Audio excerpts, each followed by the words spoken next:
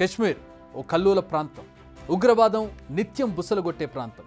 ఓ క్షణం ఏమర్పాటుగా ఉన్నా ప్రాణాలు పోయే ఉద్యోగం. అలాంటి ప్రాంతంలో ప్రాణాలకు తెగించి సరిహద్దులను కాపాడే ఉద్యోగం తనది.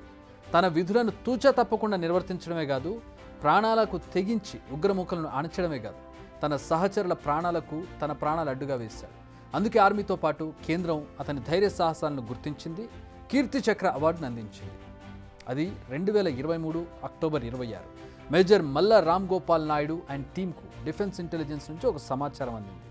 కొందరు ఉగ్రమూకలు సరిహద్దులు దాటి వస్తున్నారని వెంటనే రంగంలో దిగింది రామ్ గోపాల్ అండ్ టీం. ఆ రోజు ఉదయం 10 గంటల టైంలో ఓ అంబుష్ని ఏర్పాటు చేశారు ఉగ్రవాదుల కోసం. అదే సమయంలో అటుగా 5 టెర్రరిస్టులు రావడాన్ని గుర్తించారు. కానీ 10 గంటల 25 నిమిషాలకు వారి కవర్ బ్లో అయింది. అంటే వాళ్ళకి తెలిసిపోయింది టెర్రరిస్టులకి. వెంటనే అలర్ట్ అయిన ఉగ్రవాదులు కాల్పులు ప్రారంభించారు. కానీ తన టీంకు ప్రమాదం పొంచి ఉందని గమనించిన రామ్ గోపాల్ వెంటనే ఉగ్రవాదులకు చాలా క్లోజ్గా వెళ్ళాడు. ఓ టెర్రరిస్ట్ను పాయింట్ బ్లాంక్ రేంజ్లో కాల్చి చంపాడు. మరో ఉగ్రవాదిని తీవ్రంగా గాయపరిచాడు.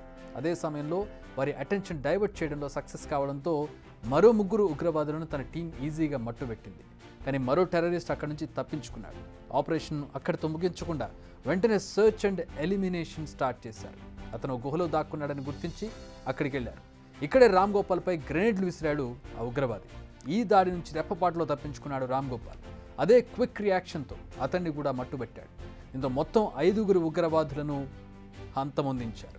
ఇంత వీరోచితంగా పోరాటమే కాదు, తన టీంను ప్రొటెక్ట్ చేసుకునేందుకు వేసిన ఎత్తులు, చూపించిన ధైర్య సాహసాలను అతని ఉన్నతాధికారులు గుర్తించారు. కీర్తి చక్ర ఇవ్వాలని కేంద్రానికి రికమెండ్ చేశారు. ఈ డేరింగ్ ఆపరేషన్ గురించి తెలుసుకున్న కేంద్రం కూడా క్షణం ఆలోచించకుండా అతనికి ఈ అవార్డునిచ్చింది. కేంద్రం ఈసారి 4 కీర్తి చక్ర అవార్డులకు ఎంపిక చేసింది.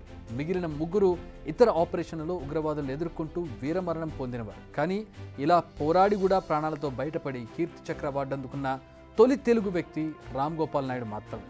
శ్రీకాకుళం జిల్లా సంతబొమ్మాలి మండలం నగిరిపెంట గ్రామానికి చెందిన రామ్ గోపాల్ ఇంత అత్యున్నత స్థాయికి ఎదగడం, ఆర్మీలో 2వ అత్యుత్తమ అవార్డు అందుకోవడం మనకు నిజంగా గర్వకారణం అని చెప్పాలి. రామ్ గోపాల్ నాయుడుకు ఇంతటి ప్రతిష్టాత్మక అవార్డు రావడంతో అతని కుటుంబ సభ్యుల ఆనందం అంతా ఇంత కాదని చెప్పాలి. చిన్నప్పటి నుంచే దేశభక్తి ఎక్కువని, చిన్న వయసులోనే ఎన్డీఏలో చేరి ఈ స్థాయికి చేరుకున్నాడని చెబుతోంది రామ్ గోపాల్ తల్లి హేమమాలి. చాలా సరదాపడ్డాడు అబ్బాయిని. నేను కూడా చాలా హ్యాపీగా ఉన్నాను. ఎంత మాటలు రాలేదు మా ఇద్దరికైతే. బాగా అమ్మ ఇంత ఈ కీర్తి చక్ర వస్తుంది అనుకోలేదు నేను, మామూలుగా ఇంకేదో వస్తుంది అనుకున్నాను అనేసిమో మా అబ్బాయి చాలా సరదాపడి, మరి వాడికి కూడా ఆకలి లేదు, నాకు కూడా ఆకలేదు. రోజల్లా మేము భోజనం చేయలేదు, అంత కడుపు నిండిపోయింది. అది జరగకముందంటే ఒక 4-5 రోజుల ముందు వచ్చాడు. పాప బర్త్డే అయ్యింది, వచ్చాడు. వచ్చి మళ్ళీ సడన్గా వెళ్ళిపోయాడు. ఏ గొప్ప బిజీగా ఉన్నాను నేను అనేసి. మరి మాకేం చెప్పడు కదా, ఏదో బిజీ కావాలనుకున్నాము, ఈ బిజీకి వెళ్ళిపోయాడు. ఆ తర్వాత మళ్ళీ ఒక 2 మంత్స్కి లీవ్కి వచ్చాడు. నెక్స్ట్ ఒక 6 మంత్స్ పోయాక. అంటే ఇది జరిగిన తర్వాత కూడా ఇప్పటి వరకు మీకు అసలు ఈ విషయానికి సంబంధించి ఏమి మీతో మాట్లాడు ఏం చెప్పడు, అస్సలు చెప్పడు. ఫోన్ చేయడము, బాగున్నారా, తినండి, ఆరోగ్యం చూసుకో ఇదే.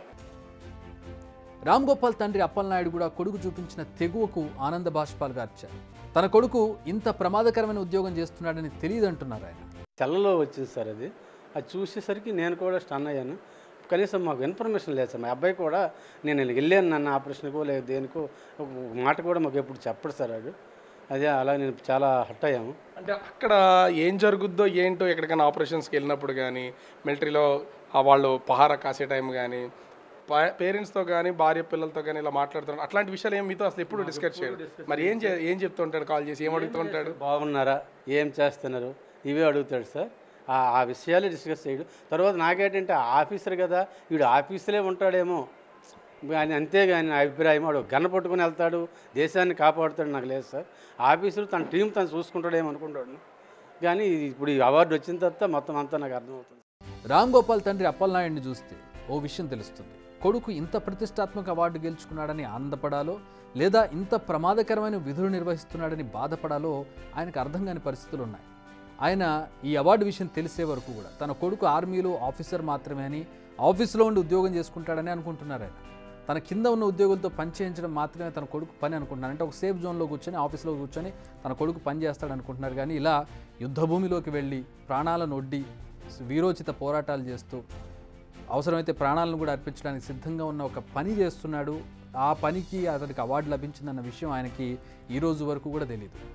ఈ అవార్డు కారణంగానే ఆయనకి ఆ విషయం తెలిసింది. తన కొడుకు రోజు మృత్యువుతో పోరాడుతున్నాడని, తన ప్రాణాలను అడ్డుగా పెట్టి సరిహద్దులను తన తోటి వారిని కాపాడుతున్నాడని అప్పలనాయుడు గారు మీరు ఆందోళన చెందాల్సిన అవసరం లేదు.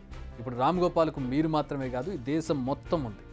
ఆయన ఈ దేశాన్ని తన సొంత ఇంటిగా భావిస్తున్నారు. అందుకే తాను చేసే డేంజర్ మిషన్స్ కూడా ఏ రోజు మీకు చెప్పలేదు. మీరు కంగారు పడతారని ఇక మీదట కూడా చెప్పరు. కానీ మీరు ఒక విషయంలో గర్వంగా తలెత్తుకోవచ్చు. నా కొడుకు ఈ దేశాన్ని కాపాడుతున్నాడు, దేశ ప్రజల భద్రతకు నా కొడుకు ప్రాణాలు హామీ అనేది మీ కొడుకు మీకు ఇస్తున్నటువంటి ఒక బహుమతి. దాన్ని ప్రభుత్వం కూడా గుర్తించింది, కీర్తి చక్ర ఇచ్చింది. సో మీరు నిజంగా గర్వించాల్సినటువంటి విషయం ఇది.